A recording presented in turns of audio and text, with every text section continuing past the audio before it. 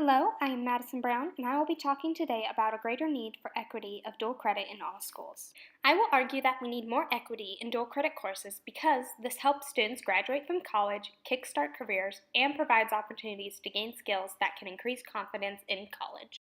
My audience is Sam Jarman. He is the superintendent from Alpine School District. This is an issue of concern for him because there are many inequity problems in his own school district that should be addressed. I'll make this matter real and important to him by using examples that are happening today in three of the high schools in his district boundaries: Lehigh, Westlake, and Skyridge.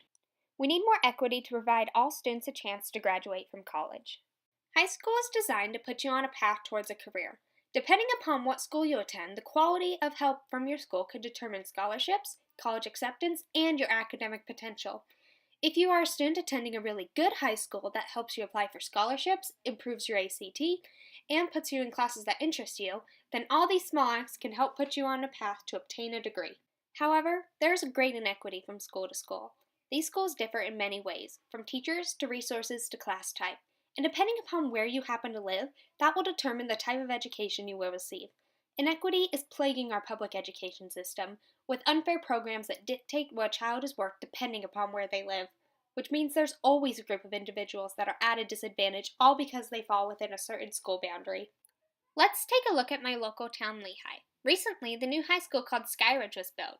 And these are the new school boundaries for my city. Now, this doesn't seem like too big of a deal, but these boundaries will dictate what type of an education each child will receive.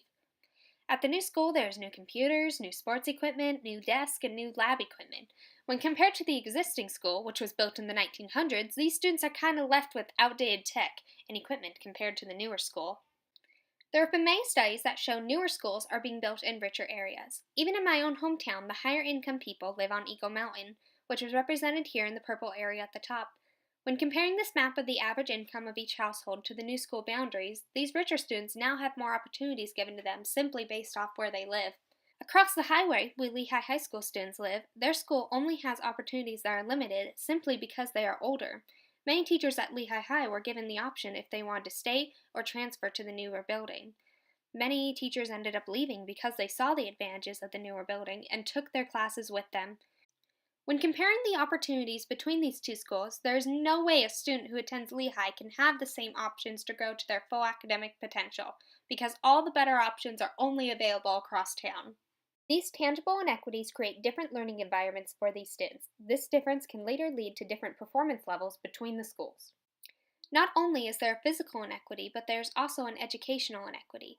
A desired aspect about a school is if it has dual credit or not. Dual credit is college credit in high school that helps students get a cheap kickstart on college. There are over 1 million students enrolled in dual enrollment. However, it is mostly students from the middle class that are taking advantage of this opportunity. This is often the case because dual credit thrives in newer schools like Skyridge, where high-class students often attend. Rural schools like Lehigh typically do not have dual credit offered, or they have very little. Let's take a look back at these high schools in Lehigh City. Lehigh High was built in 1908, and Skyridge was built in 2016. In this Venn diagram, we are just looking at the dual credit courses offered at these schools, not the normal high school classes or the AP courses. You notice how Skyridge, the newer school, has more classes than Lehigh does? If you start to look into the types of opportunities that Skyridge is offering, a student who desires to go into biology or computer programming could essentially get their first year of generals done at this school, whereas at Lehigh, these options do not exist or are unheard of. Now let's take into account another school. This one is right down the road, about 5 minutes away from Lehigh. Both of these schools split off from Lehigh, and both of these schools took a lot of opportunities from Lehigh when they did so. Westlake is relatively new. It was built in 2009, but see how it still has significantly more opportunities than Lehigh, but not as much as Skyridge does. While I was researching, I discovered that Skyridge offered Biology 1610 and 1615, which are first level biology classes for science majors. I have always had a love for science and I wanted to major in biology. I almost felt jealous of the students at Skyridge who get these opportunities available to them. And I wish my school could have provided me that option so then I could have explored biology more. I am currently a student who attends both Westlake and Lehigh because there are not enough opportunities for me at Lehigh to excel to my fullest academic potential. I spoke to a UVU counselor about receiving my associate's degree, and she told me it'd be impossible to achieve at Lehigh because of the lack of opportunities available at my school. I would have to transfer full-time to either Westlake or Skyridge in order to accomplish that. I have been living in Lehigh my whole life. I have been attending our football games and our local events. It was just heartbreaking for me to hear that I would have to go to a rival school just to take some classes that can challenge me and push me to excel. I did not want to leave my friends and my school behind, so I ended up going part-time Lehigh and part-time Westlake just to try to take the college classes I needed. But I will not be able to graduate with an associate's degree like I've been planning since ninth grade because I attend Lehigh High School. So why is this a problem? Why should you care if there are different classes offered at different high schools? Conniff makes the argument that these dual credit courses are not giving students an opportunity to explore all fields of study before deciding on a major. Career exploration often happens during the freshman year of college, and if these students are getting their freshman classes out of the way in high school, how are they supposed to decide on a career? So therefore, it should not matter what classes are offered because they shouldn't be offered anyways. However, there is a lot of benefit from these courses. High school graduate requirements already push students through these subjects, giving them an opportunity to explore. I've compared the general requirements from Lehigh High School and Utah Valley University, and as you can see by the colors, there are a lot of courses that are repeated during freshman year of college. High school graduates already have a general idea of what they want to study because they were already pushed through these courses in high school. By taking these same courses again in college, it may seem like a waste of time and money to these students who already know what they desire to major in. Dual credit provides a beneficial way for these students to knock out their high school and college requirements in one class, this way allowing them to dive right into their interest and overall get to their desired job quicker. But again, this track is only beneficial for students who have these dual credit courses available to them at their schools. In the previous case, it'd be the students at Skyridge who'd benefit, while the students at Lehigh would not benefit as much because they do not have these courses available to them. Dual credit is beneficial for college credit, but it can also be beneficial for the additional skills that students can gain while taking these courses. Troutman reports that many students said they gained additional skills through these courses that overall led them to better success in college.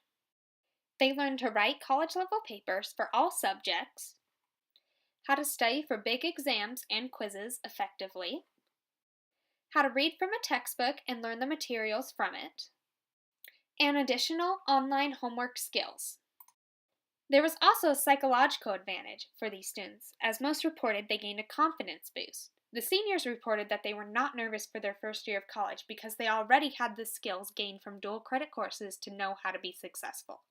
In my case, while I attended Westlake, I took a biotechnology class, which not only changed my career choice, but it taught me the proper way to run a lab, record procedures, and culture bacteria. I could never have learned these skills without this class, and now, when I take my first lab class in college, I will already have the skills, while other students may not. Trotman followed these students throughout college and discovered that they were more likely to stay in college and maintain a high GPA over the next several years than other students. This might have been the case because of the skills they learned from dual credit courses to help them be successful. So why is this matter important now? Because of the school split at Lehigh, there created a lack of opportunities available at Lehigh for their students. This is about to happen again, but this time at Westlake. There's a new high school being built called Cedar Valley, and it is splitting Westlake and taking some opportunities with it, including some dual credit courses. If something isn't done to create more equity from school to school, there will be a negative impact on the futures of students by dictating what opportunities will be available to them based off of their school boundaries. The schools with more opportunities will raise up students who appear to be more qualified than the students who weren't even given the option for these opportunities at the other schools. In Saratoga Springs, where Westlake currently resides, there are a lot more low-class families than in Lehigh, and low-class students can struggle to get into college. This lack of equity from school to school can really put a dent in their options for success. The value of dual credit provides amazing opportunities for students to get a kickstart on college, explore career choices, and gain additional skills that can all be beneficial in their lives. With the ongoing expansion of dual credit options, these courses need to be available to every student regardless of what school they attend. If not, then this lack of equity will continue to expand and prevent students at sub-schools from achieving their academic potential, overall having a negative impact on their future degree attainment. Thank you.